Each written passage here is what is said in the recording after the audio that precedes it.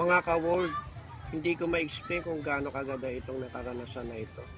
Sobrang dami ko natatanggap na saya at talagang namang priceless ang bawat sandali. Ayan, kitang-kita nyo gaano karami ang tao sa matin sa fireworks. Sobrang dami, hindi mo mabibilang. Ayan, yan yung crowd na nagpunta sa fireworks ng MOA Tournament 2026. Kaya karami yung crowd na umatin. Papakita ko sa inyo gaano karami yan. Tara, let's go. Mga ka-work ko, tara, lakad na tayo. O nga pala, itong spot na to, yung pinwesto ako, ito yung 250. Yun yung sa vlog ko sa una, makikita nyo kung gaano kaganda yung shot ko doon sa vlog na yun. Budget meal, pero maganda pa rin yung spot ng makukuha mo. Try yung makapunta next year. Kada 1 year meron silang ganyang event sa SM MOA. Pinopost naman nila kung kailan. Tuwing Sabado yun ginaganap. Ang dami pa rin tao na hindi pa umaalis kasi nga talagang yung saya eh. Hindi kayang bilhin yung saya na naramdaman mo. Ako nga ganyan. Nagpa-flash pa rin sa akin yung mga putok na yung mga ilaw, yung mga tulog ng paputok.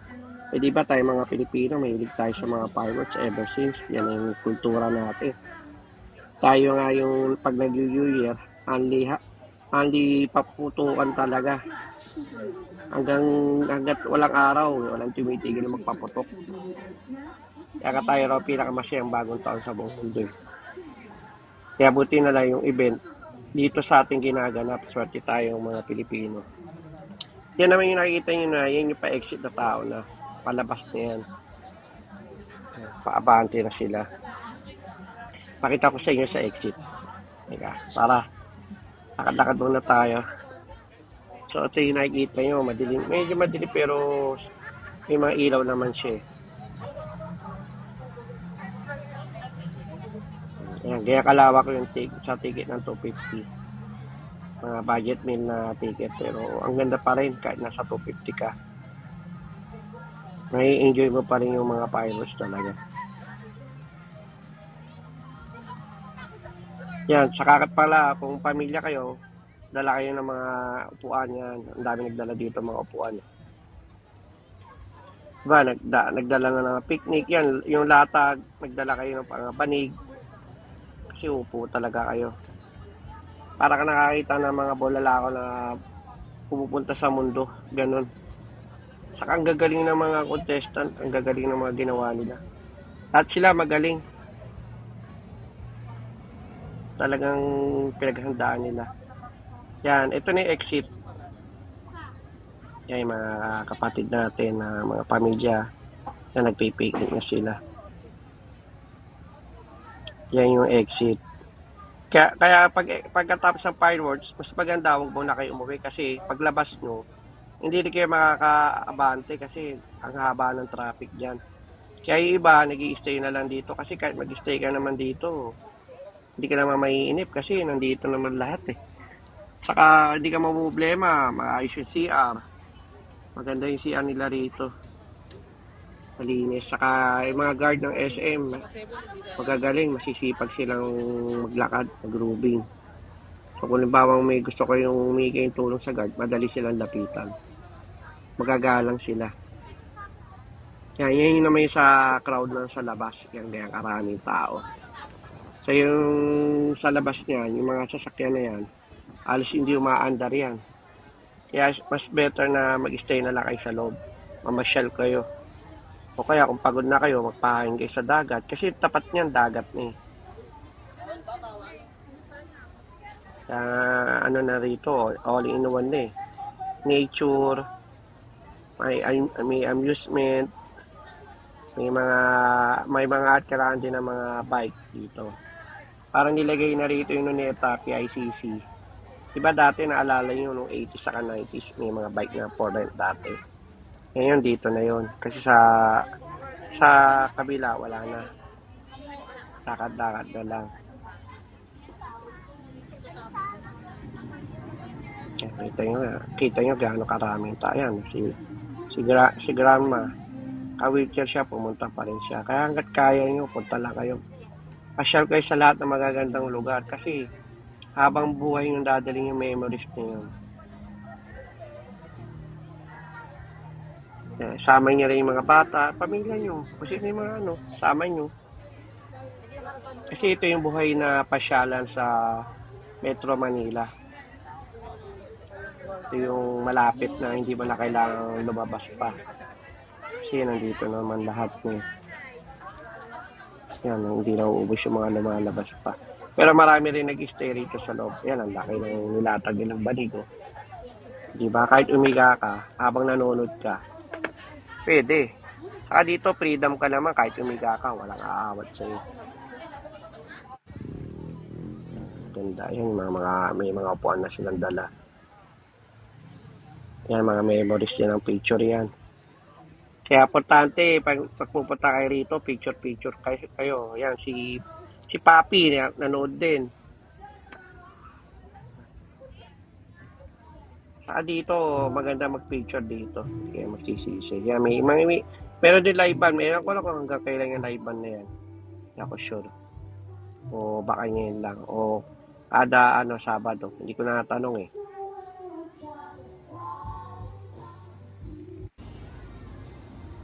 Yan, ito na yung mga rides nila.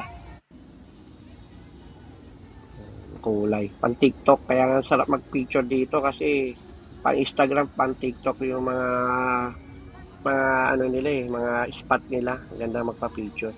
Kaya ugaliin nyo mag-picture kasi priceless picture yan. Yung mga shot nyo rito. Kaya swerte yung mga generation nyo kasi madali lang mag-picture.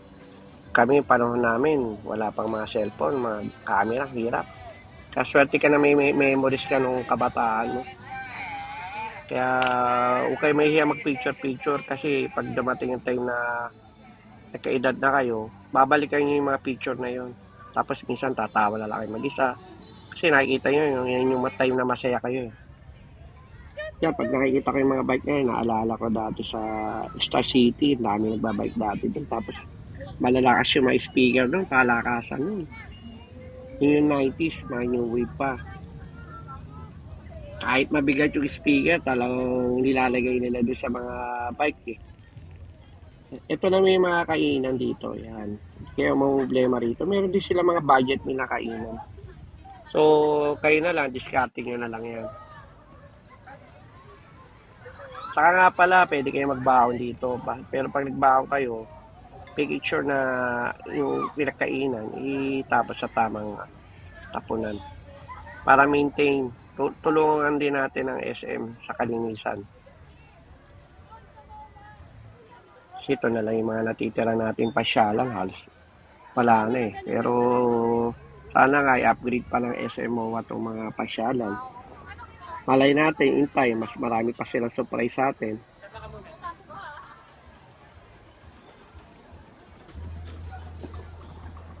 Yan, dati nung bata ako, sumakay ako dyan. Hanggang naalala ko pa rin. Kaya nga yung mga kids, pag sumakay dyan. Kasi yung ilaw, yan yung nagpapasaya sa mga bata eh. Kaya yung nakikita yung mga chair na yan, pasamantala lang yan kasi dito yung VIP na ticket naman. Tapat ng Mall of Asia, ganyan karami upuan. Pero pag wala ng event, malinis yan. Tapos yan yung fountain niya. Maganda rin magpa-picture dyan. Pang Instagram. Yan, pasamantala lang yan yung mga upuan na yan. Pero pag wala ng event, malinis dito.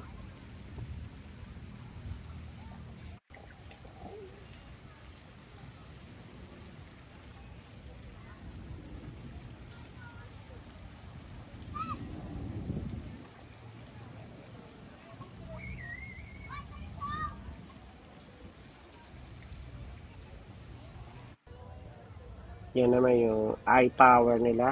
Ano ba tawag doon? Nakalimutan ko na anong tawag doon. Nawala ako ah. Ito naman yung Unli Sigaw pag nag-rides ka.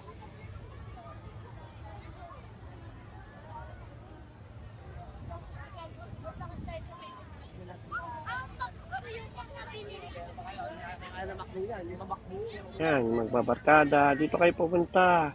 Kahit bike, kaya. Kaya nyo. Basta ingat lang din.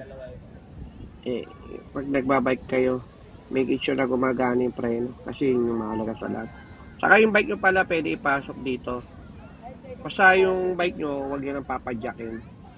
Pwede yung hawakan, tapos maglalakad lang kayo. Saka bawal pala magdala ng malalakas sa speaker. Yun yung rules dito. Bali, ang maririnig mo lang dito, yung mga nice, mga tunog ng mga carnival, tunog ng dagat, yung hangin. Talagang mapipil mo yung peace of mind mo sa nature.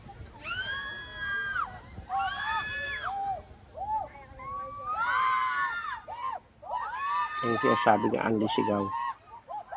Yan, pwede naman kayong sumakay dyan, basta make sure na wala kayong high blood. Saka sakit sa puso. Ito rin, maganda rin to, yung bumper car. Walang edad na pinipili, kahit sino pwede sumakay. Basta kung nakaya mo iikot yung manibela.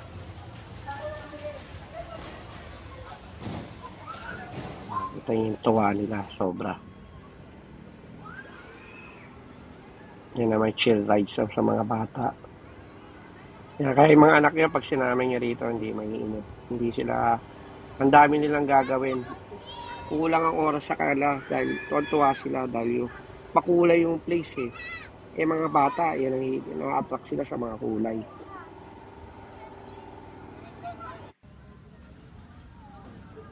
May bar din pala dito, yan, yung Paddy's, maganda yan, malaki. Ito rito, may bar, may restaurant. Kaya hindi ka na lalabas, nandito na lahat eh. Ang ganda ng ano.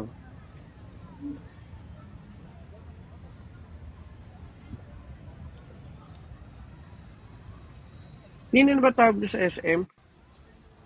Yung tower ay ano?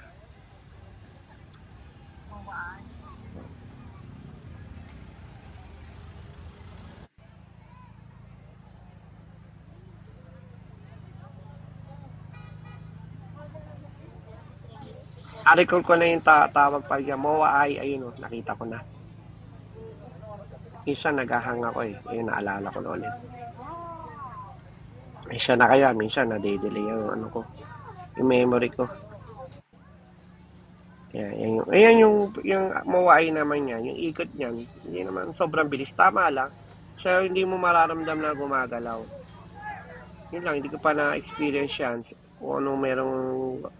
Kung ano pakiramdam. Siguro pag nandiyan ka, kakaiba kasi ang taas, kita mo lahat.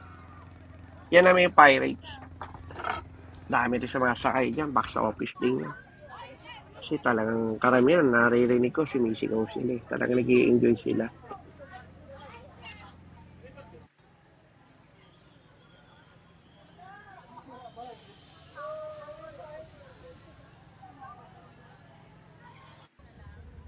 Yan naman yung travels ko. Yung nakikita yung mga umiikot na mga bike yan, dito yung arkilahan nila.